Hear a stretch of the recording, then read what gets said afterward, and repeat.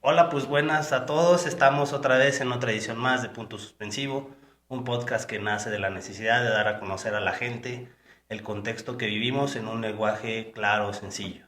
En esta ocasión tenemos la gran oportunidad de tener una de las principales actoras de este proceso judicial que estamos viviendo, esta elección judicial.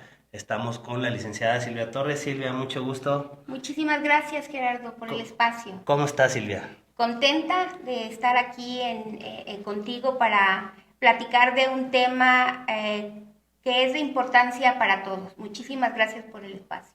Gracias a ti por estar aquí. Y bueno, veníamos platicando eso.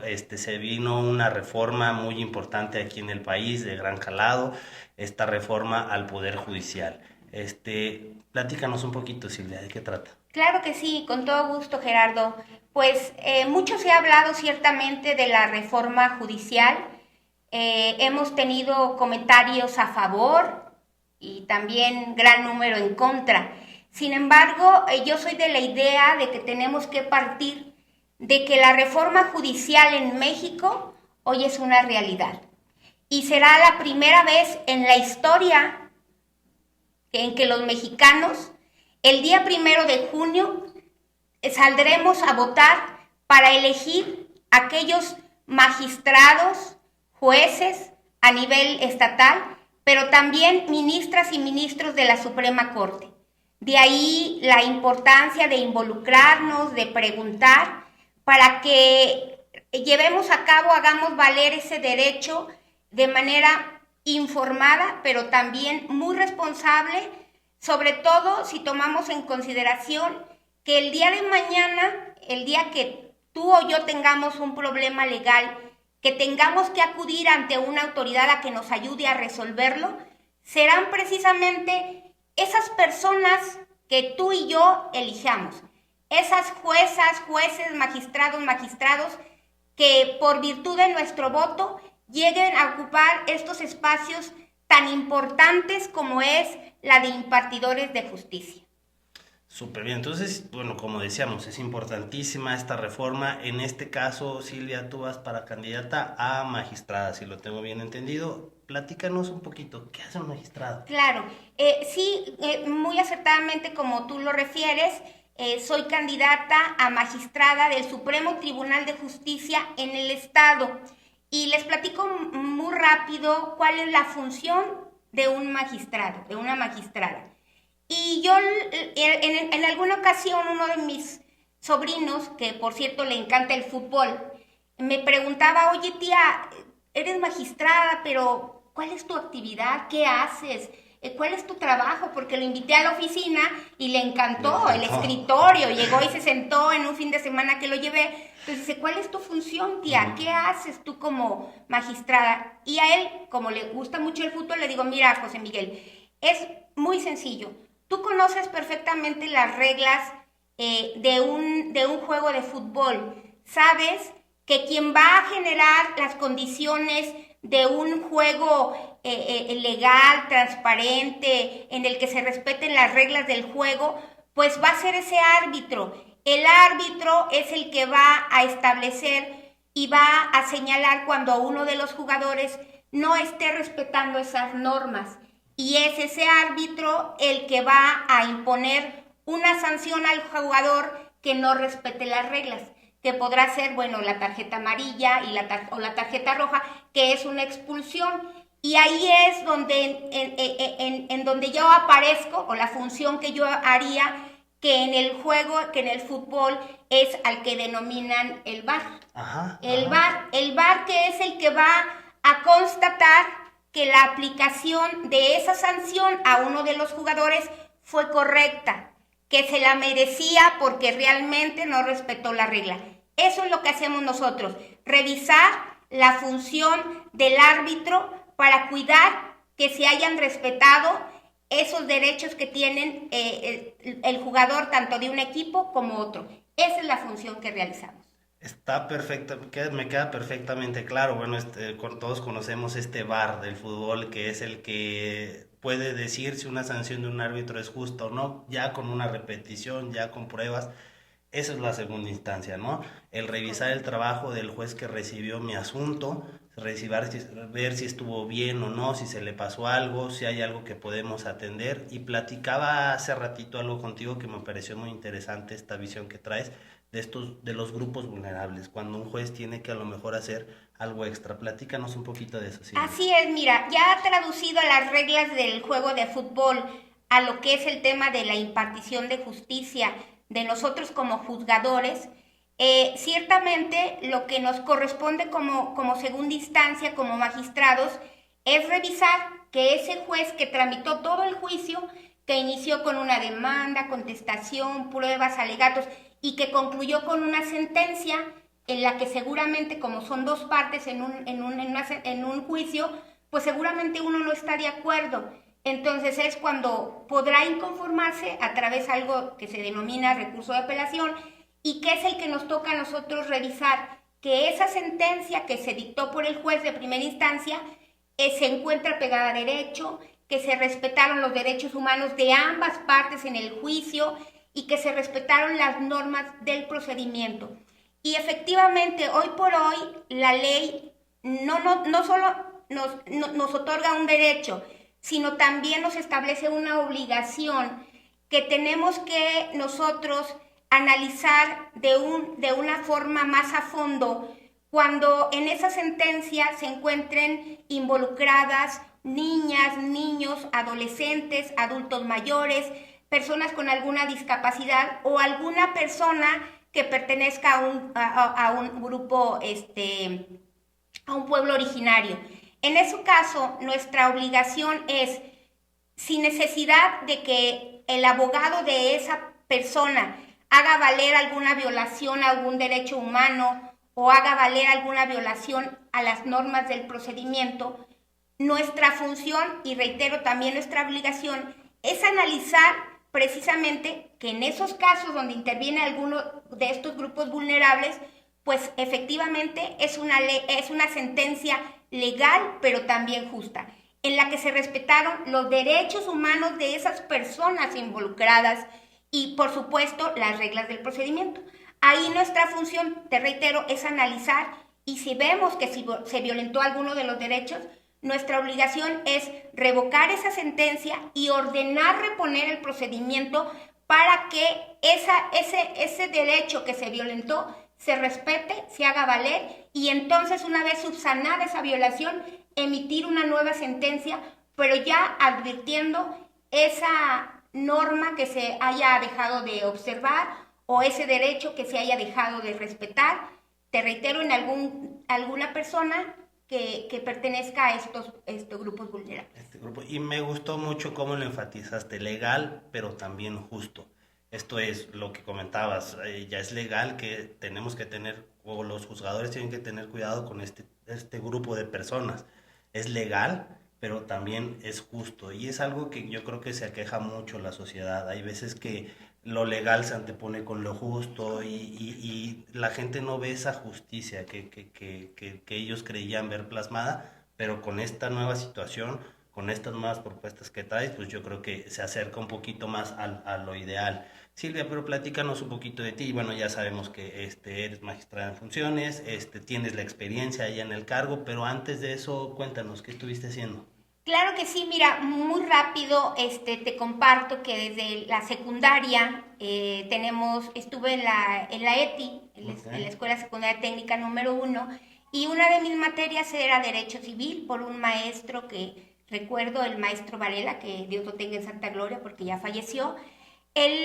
Su materia era civismo, empezábamos a conocer un poco de las leyes, del tema de la justicia, y ahí me empezó a interesar a mí muchísimo la materia, me encantaba. Luego ya fui a la preparatoria, de hecho fui la última generación de las preparatorias que había y pertenecían a la Universidad Autónoma de San Luis Potosí, por un tema como pues formo parte de una familia medio numerosa, pues había que trabajar, entonces en la mañana trabajaba y me tocó ser la última generación del turno nocturno, entraba yo a las 6 de la tarde y salía a las 11.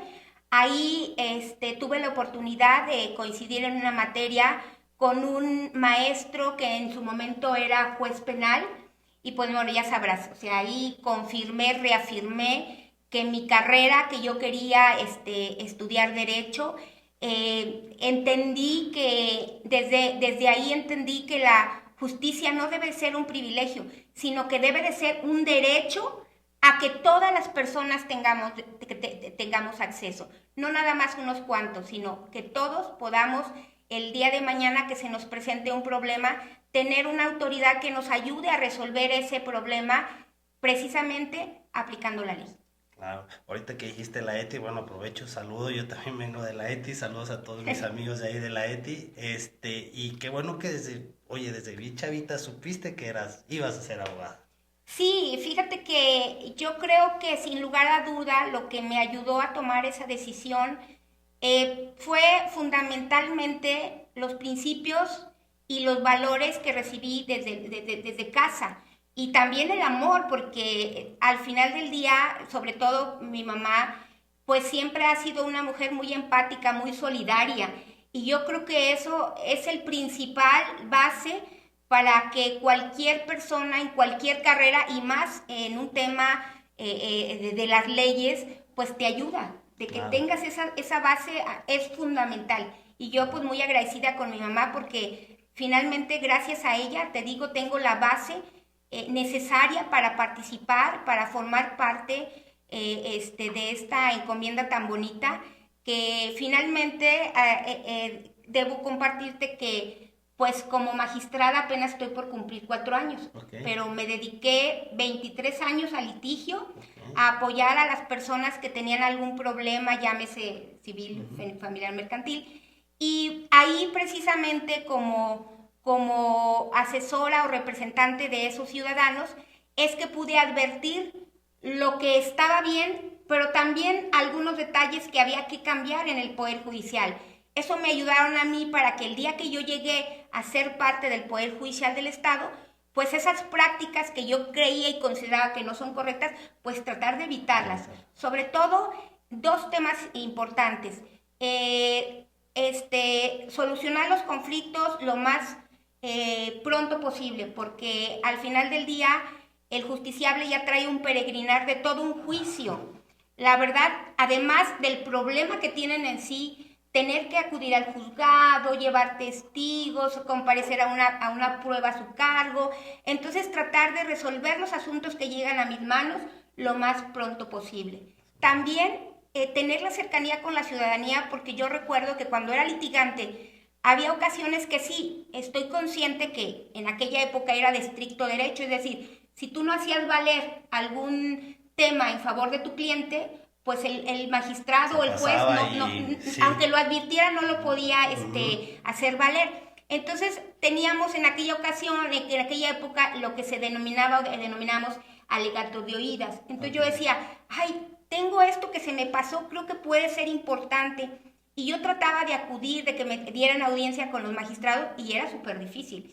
Yo, desde un inicio, les digo, yo he sido magistrada con puertas abiertas a escuchar al justiciable, a escuchar a su representante, porque estoy convencida que el solo hecho de que yo los escuche, de que los reciba, no va a implicar de ninguna forma que yo sea parcial, que yo no declare el derecho. Eso es independiente, pero te digo, al final del día, escucharlos es darles una oportunidad también a que se expresen. Claro.